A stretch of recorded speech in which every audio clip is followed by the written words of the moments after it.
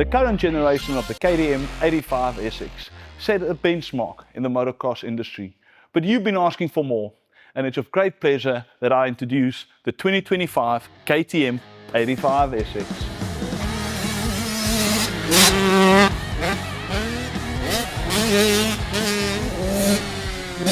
Now before we continue, it's time to introduce a special guest, our product manager, Stefano Branco.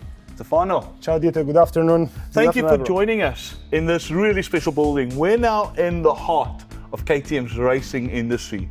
Exactly. We are here now presenting our KTM 85SX in the Motorsport building as the DNA of the product itself. This bike, the developers started more than 3 years ago to jump over the previous generation that we have on our back. And the decision was quite clear. Test the bike in the high-level championship around the world. Our lead test rider compete with the prototype of this model around Europe, US and Australia to prove the performance of the product all around the world and bring out this massive upgrade machine. In general, if we want to summarize what's new about this bike compared to the previous one, we can say that the complete frame logic changed. The bike has a new frame, new swing arm and the new shock. So you can easily imagine that the whole geometry of the bike and the whole concept change in quite a massively way. In general, if we want to really take over the most important points, we can say that less input is required during cornering for the bike, and the high-speed acceleration, the rider will feel a more stable understanding of the bike in the front. Additionally, the bike is easier to ride for, let's say, mid-level riders, and for the high-end one, for the really fast boys and girls, the bike will keep even more performance at the high end.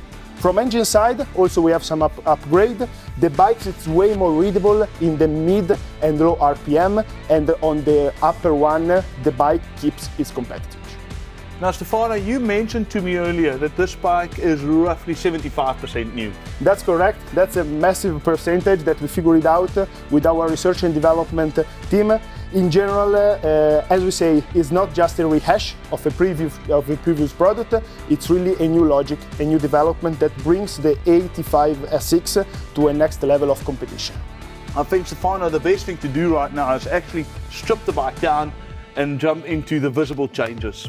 Let's do it.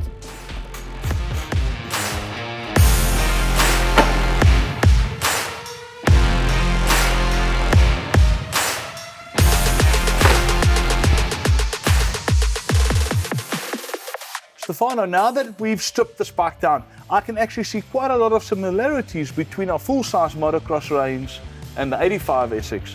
Why don't you take us through some of the main points? Right that you mentioned the full-size motorbike and not the previous generation of the KTM 85SX, because from the previous generation, from the frame side, there is almost no takeover. Just some connection plates are takeover from the previous, the rest is complete new. Basically, a lot of data were taken into account by torsional rigidity and stiffness of the frame to figure out the new balance for the new machine. Let's say that in general, the frame, it brings over a complete new logic for the bike that want to bring additional traction and additional control. But let's move over and figure it out in which part the frame is different. First of all, the steering head. The steering head is 63.5 degrees, 0.5 degrees less than the previous generation, and 6 millimeters in the direction of the rider. That brings a more stable feeling on the front wheel and additional handling possibility for a smoother bike in the front part. Let's move to the shock mounting point as the second most relevant part. Here the tubes are directly connected up to the frame, to the shock mounting point, and the shock is reduced in terms of stroke. That can look as something not positive, let's say, in that direction, but we will figure it out later in the shock section that brings way more traction on the bike on the rear. The bike is more planted on the rear, and in high acceleration it delivers way better.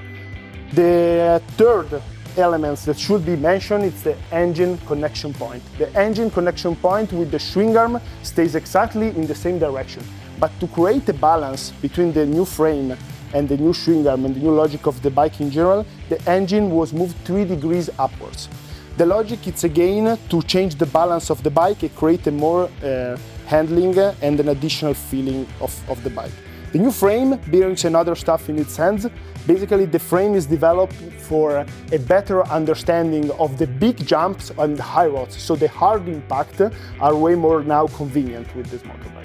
Stefano, another point as well is that we've improved the turning of the bike with the steering head. That's correct. With the steering head, we move by 2 degrees more at 35 degrees of steering head, and so also on tight corner, now the bike responds way better.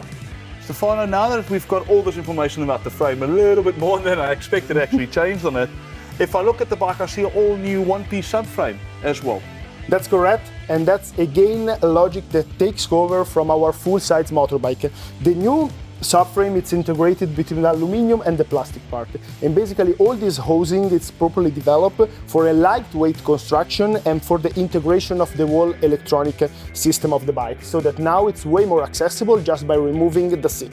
Additional 2 screwing points are placed for the hour meter that can be placed under the seats or in the direction of the front number plate.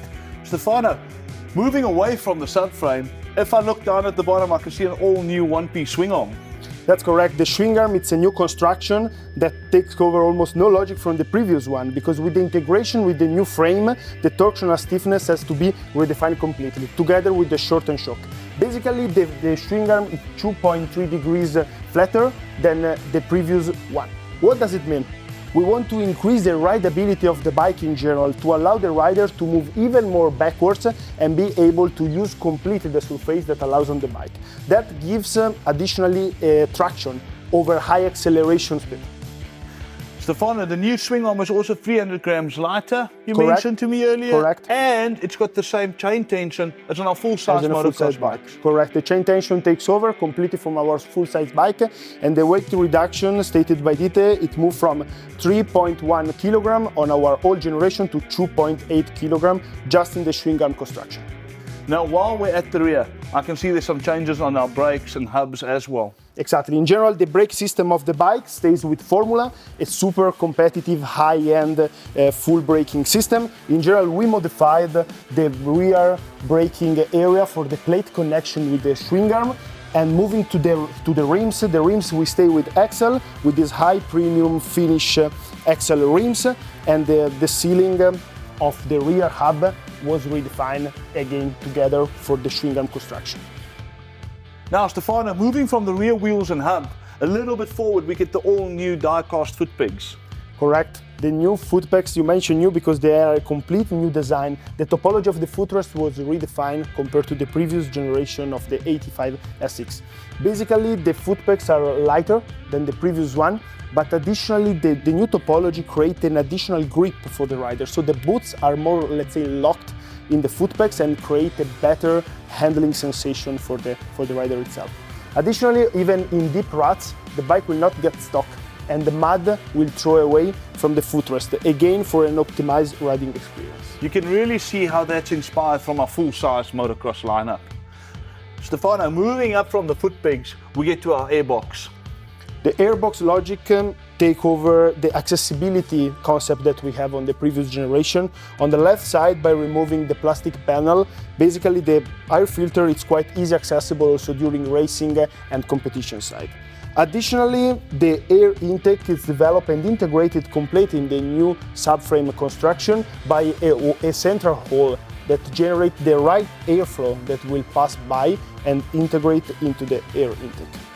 Stefano, moving forward from there, if we look at our radiators, where's that inspired from? The radiators are really, from logic point of view and from construction point of view, want really to be ambitious and take over the construction similarity to our full-size motorbike. And let's say for that development, we integrate our forces together with Pancol, our partner, to bring a product that from thermal management point of view, together with the new engine, create the perfect balance for the therm of the bike. And now moving from the radiators to the next important part, and a crucial part for most motocross riders, suspension. Suspension, fork and shock are two massive parts that take over the development together with the new frame design and logic. As we say, new shock mounting point, different steering head, that brings some additional elements also to the suspension. Let's say, first of all, the air front suspension, WP technology, exact. in general, we reduce the air pressure at 4.8 bar instead of 5. We figured out that basically by this pressure reduction, in general, the handling is guaranteed in the front. And the customization of the suspension as well, it's way more convenient for a spreader level of rider. It's also important to mention our Pro components format. We have the cartridge kit that the 85SX can be equipped if a rider is really looking for the high level of performance. So even with big jump and high watts, the rider can have an even additional feeling of the front wheel, and together with that, an additional customization side. That's really important, the Pro components, because a lot of people don't want the air forks, they want that springs. The oil one, correct. Yep. Now, moving from the front to the rear shock. The rear shock, as we said, it's a whole new development together between frame and also the swing arm on this side. Now the new rear shock, the stroke is shortened, and we figured out that create additional grip and additional, let's say, traction over the rear wheel, together with the additional holding point for the rider that can now push the bike even more on the back. Really interesting to hear the changes we did on suspension. Stefano, now moving from the front suspension to the new handlebar, what have we changed? Yeah, the handlebar was re-optimized, as we say, with the new logic of the frame and subframe of the bike that brings different characteristics. We want to create a modern riding position compared to the previous generation one. The handlebar band has been redefined to create a grow-up riding feeling that basically takes over the layout from our full-size motorbikes, and additionally the handlebar construction was reinforced compared to the previous one. Stefano, that's quite a lot of stuff that we've already mentioned on the strip bike. I would suggest we start building it up and then we cover the next points.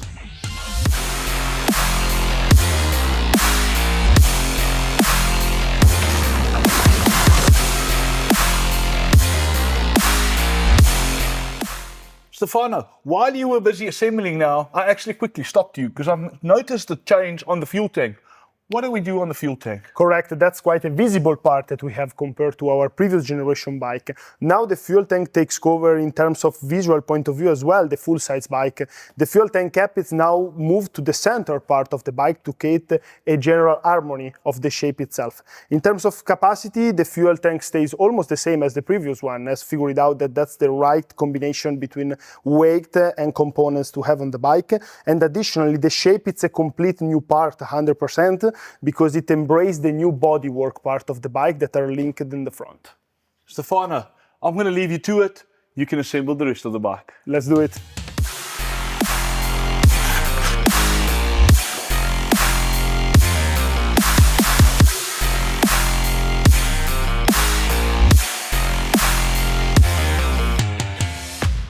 Stefano, now that the bike is fully assembled, we can really start appreciating the bodywork. What have we changed on the bodywork? Let's say on the bodywork construction, before jumping on the graphic side, that I know it's quite an eye-catchy point for most of our future riders. The bike in general, it's lowered up in the rear part. As we said, with the new swing arm, frame and the rear shock construction, the bike is lowered up to create a better accessibility. But that's not just something on the construction side, on the more functional part, but also on the cover. So the rear plate holder are squeezed as much as possible to create less surface between the subframe and the plate itself, so that the rider can even easily move with the boot on the rear part and squeeze the bike even harder. If we move it a bit more to the front, into the central part, even here we try to keep the plastic side as much aligned with the frame. Again, to create a better handling and a better feeling and control of the bike by squeezing it. Stefano, another inspiration that we took from our full-size motorbikes is actually on the front number plate. What do we do there? Correct. Even here we have some points to mention, because as you can see now we take over this logic from our Model Year 25 motocross bike, where we additional plastic part that cover the bottom part of the triple clamp to don't create any damage due to stones.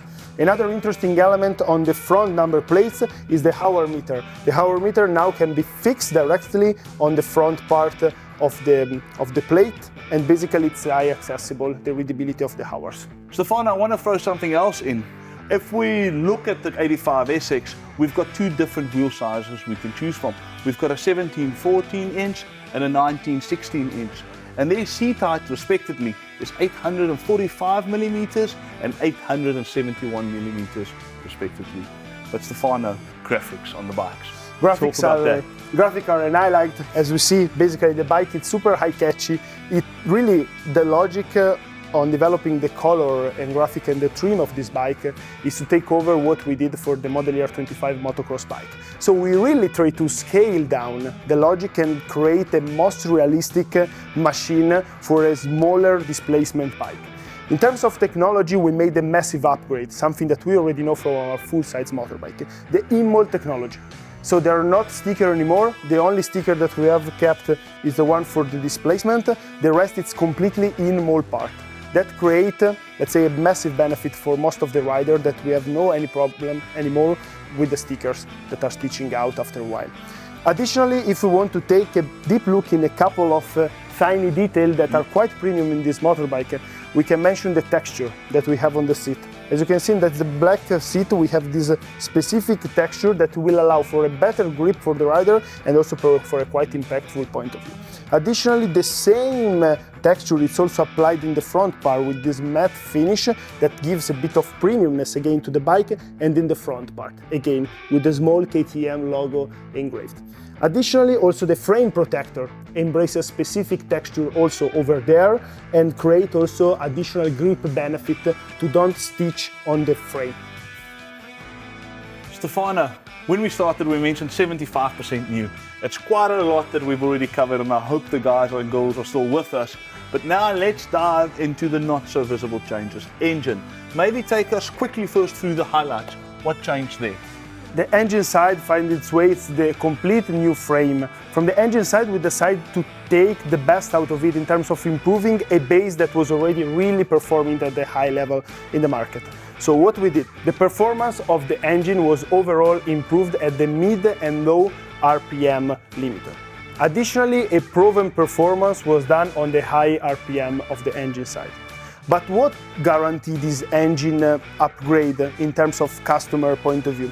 Additionally, it's a better torque and the same level of peak power. That ending up to a better rideability and a more bottom power. Additionally, what we have new in this bike in general, in terms of components wise, we have the new cylinder head, new spark plug, new ignition, new exhaust pipe and cylinder, updated carburetor setting and new shift drum. Stefano, thank you for taking us through the engine highlights. But now it's time for us to dive a little bit deeper in. So what have we changed on the engine? Let's start saying that our engine has a lighter construction compared to the previous generation one of 120 grams. That came mainly by the new ignition and the new spark plug. Additionally, we keep our 6-speed gearbox with our hydraulic clutch as a proven performance-oriented system in the market.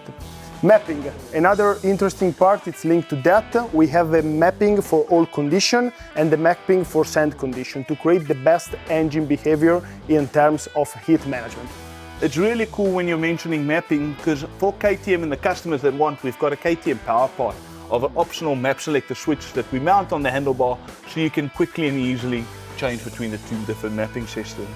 Stefano, what about engine covers? What have we changed there? Complete new design. According to the new design of the engine, we decided to redefine also them. As you will see, the engine covers are quite premium with the black finish and the KTM logo and texture on the friction side. Now, cylinder head and spark plug. What's changed there? Let's jump on the cylinder head. That is one of the most relevant upgrades that we did in our bike. Now with the new cylinder head construction, the logic that we take is to allow the rider to have a better performance on the low and on the mid RPM delivery. According to that, when the rider is in a sandy track or a really mud track, the engine will support it better to get out without using the clutch to help him on getting out of sandy or really hard traction section. So again, linked to the general bike construction, the traction and the feeling on the rear is guaranteed even more. As we said, we have the combustion chamber is completely redesigned and adapted to the bike.